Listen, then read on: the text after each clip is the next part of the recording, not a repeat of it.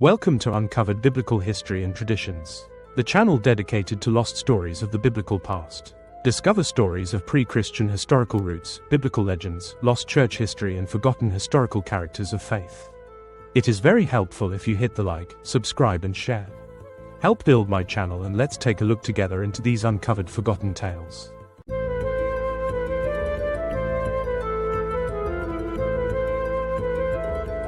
What if everything you thought you knew about British history was wrong? What if the Anglo-Saxons weren't just wandering Germanic tribes, but the descendants of the lost tribes of Israel? And what if their name itself, Saxon, was actually a prophecy fulfilled, meaning, sons of Isaac? Today, we're diving into one of history's most controversial subjects, a lost history that connects ancient biblical prophecies to the rise of the British Empire, and suggests that the English-speaking peoples carry a divine destiny written thousands of years ago. Our story begins not in the misty hills of Britain, but in the ancient land of Israel, nearly 3,000 years ago. After King Solomon's death, the United Kingdom of Israel split into two distinct nations, a division that would echo through millennia. The northern kingdom kept the name Israel, heavily influenced by Ephraim and located in what was later called Samaria. The southern kingdom became known as Judah, with Jerusalem as its center. This wasn't just a political split, it was a fundamental divide in identity, governance, and destiny. The Bible itself maintains this distinction. In Psalm chapter 114 verse 2, God declares, "Judah became his sanctuary, and Israel his dominion." Even the Almighty recognized these as two separate entities with different roles in his plan. While Judah developed a priestly hierarchy centered around temple worship, the Ephraimites maintained the older patriarchal system of law. This difference would prove crucial in their later histories. The Levites, the priestly tribe, found themselves divided between both kingdoms, serving the religious needs of each. But here's where our story takes its first unexpected turn. The northern tribes, these Ephraimites and their allies, had a characteristic that would define their entire future: they were warriors. The tribe of Ephraim served as Israel's primary military force, earning the title, Defenders of the Faith. In 722 BC, the Assyrians conquered the northern kingdom, and the 10 tribes of Israel seemingly vanished from history. But did they really disappear, or did they begin an epic journey that would take them across continents and centuries? According to historical evidence that's been hiding in plain sight, these tribes didn't vanish, they migrated. As they moved westward, they left traces of their passage through names and customs that survived millennia. The Greeks called them Scythians, though this was more a geographical designation than an ethnic one. For 700 years, they settled in regions known as Scythia, Dacia, and Thrace, areas roughly corresponding to modern Eastern Europe and the Black Sea region. During their migrations, these tribes maintained the distinct identities. The Celts, or Keltoi as they called themselves, descended from the priestly classes that had served the northern kingdom. They retained their religious disposition, eventually forming the professional classes of ancient Britain, the scientists, doctors, lawyers, and educators. The warriors of Ephraim bore the brunt of conflicts during these migrations, protecting the other tribes as they moved westward. Historical evidence suggests that the major warrior legions were the last to leave Samaria, forming a protective rearguard for the Exodus. Here's where our story takes its most dramatic turn. In Genesis chapter 21 verse 12, God made a specific promise to Abraham: "In Isaac shall thy seed be called." This prophecy, overlooked by theologians for centuries, held the key to identifying the lost tribes. As these Israelites migrated through foreign lands, they had to explain who they were. They called themselves what they had always been, the sons of Isaac.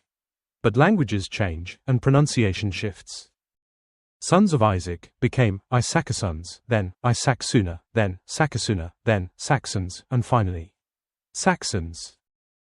The Saxons were literally the sons of Isaac, a fulfillment of ancient prophecy hidden in plain sight for over 2,000 years. When the Saxons were invited to Britain by the chieftain Vortigern in the 5th century CE, something remarkable happened. Unlike the usual practice of maintaining strict racial separation, the Saxons immediately began intermarrying with the British Celts already on the island. This was unprecedented. Both groups had historically refused to marry outside their tribes. It was considered a serious offense against the patriarchal law. Yet when Saxon met Celt in Britain, they recognized something in each other. Modern historians note their surprise at how quickly these supposedly different peoples merged into one. The reason: they were family, separated by centuries but reunited by providence. The very name, British, carries profound meaning. In Hebrew, Brit means covenant, and Ish means man. The British were literally the covenant people, a name that reflected the true identity as the descendants of Israel. Perhaps the most intriguing piece of this puzzle involves the Druids, the mysterious priest rulers of ancient Britain. When Christianity arrived in Britain, something unprecedented occurred. The Druids accepted it almost immediately. This wasn't normal. Pagan religions typically fought Christianity tooth and nail, but the Druids seemed to have been waiting for it. Ancient British histories record that the Druids knew Christ's name before he was born. They spoke of a coming savior in terms remarkably similar to Hebrew prophecy. When Joseph of Arimathea arrived in Britain shortly after Christ's crucifixion, he found fertile ground for his message. The Druids' religion aligned so closely with Christianity that the transition was almost seamless. Their triads, three-part wisdom sayings, echoed Hebrew law. Their monotheistic tendencies stood out among European pagans. Could the Druids have been the descendants of Levites who had served the northern kingdom? The evidence is compelling. The Apostle Paul's mission to the Gentiles takes on new meaning in this context. Christ had said he came for the lost sheep of the house of Israel. When Paul received his commission to preach to the Gentiles, he headed straight for specific regions, including Britain. Why Britain? If Paul knew that the Gentiles he was sent to were actually the lost tribes of Israel living under new names, his route makes perfect sense. Historical records show that Paul not only visited Britain but ordained the first Christian bishop there, establishing apostolic succession in Britain before Rome itself. For skeptics, the physical evidence is overwhelming. Archaeological discoveries in the royal cemeteries of Crimea have uncovered artifacts with Cymry, Welsh, names, tracing the migration routes of these ancient peoples. Tablets and monuments across Eastern Europe tell the story of a people moving steadily westward.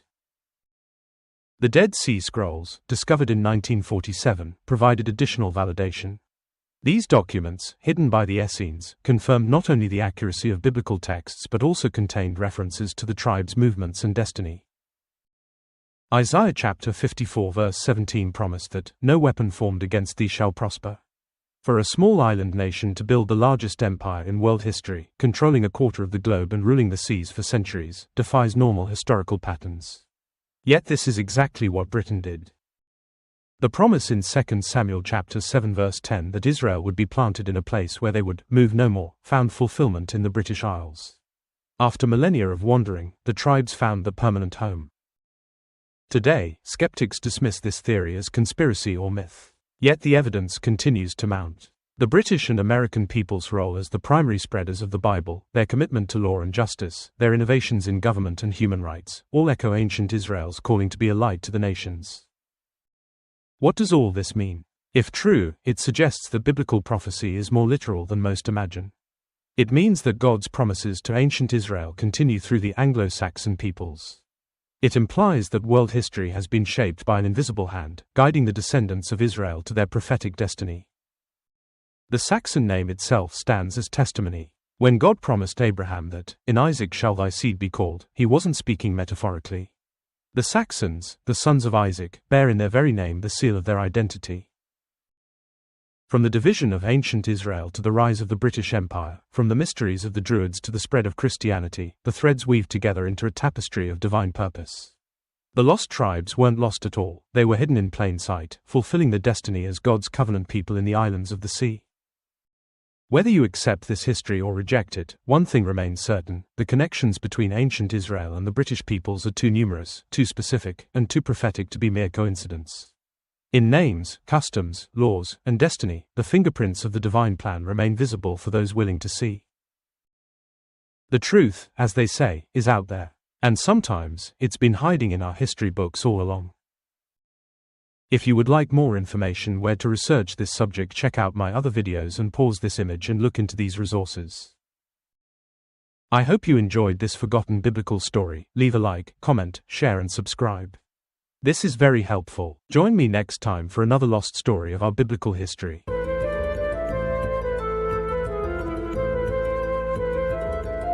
Thanks for watching. If you enjoyed this video, don't forget to like, comment, share and subscribe for more great content. Hit the notification bell so you never miss an update. See you in the next video.